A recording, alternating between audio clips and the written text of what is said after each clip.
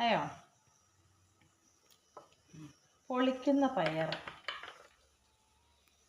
ഇതിൻ്റെ കൂടെ കുറച്ച് പയറേ ഉള്ളൂ, കുറച്ചേ ഉള്ളൂ ഉണ്ടോ. ഇത് പൊളിച്ചതാണ്, ഇത് പൊളിക്കാനുള്ളത്. കുറച്ച് പയറുള്ളതുകൊണ്ട് ഇതിൻ്റെ കൂടെ വേറെ എന്തെങ്കിലും പച്ചക്കറിയും കൂടെ ആഡ് ചെയ്തിട്ട് തോരൻ.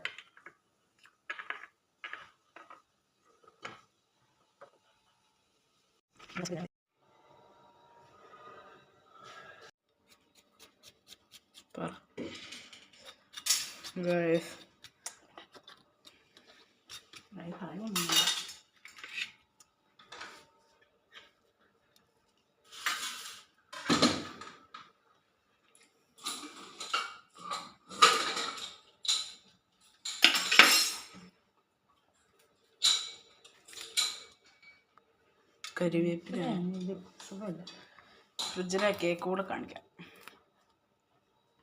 ഓക്കെ,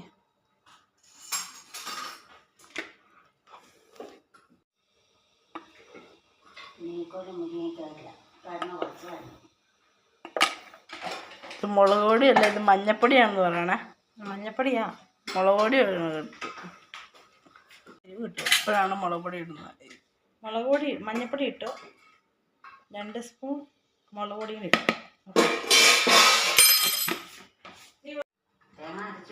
കുടംപുളി ഇച്ചിരി ഇടണം.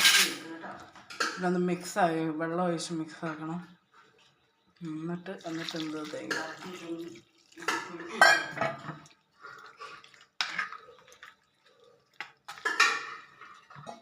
ആവശ്യത്തിന് വെള്ളം.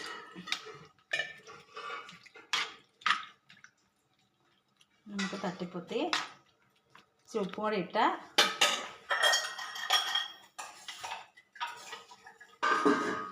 ഉപ്പ് കല്ലും കൂടി ഇട്ട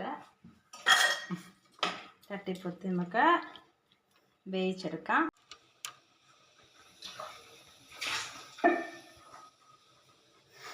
നമ്മൾ മൂടി വെക്കാം. മൂടിയെടുക്കുക, വേഗം.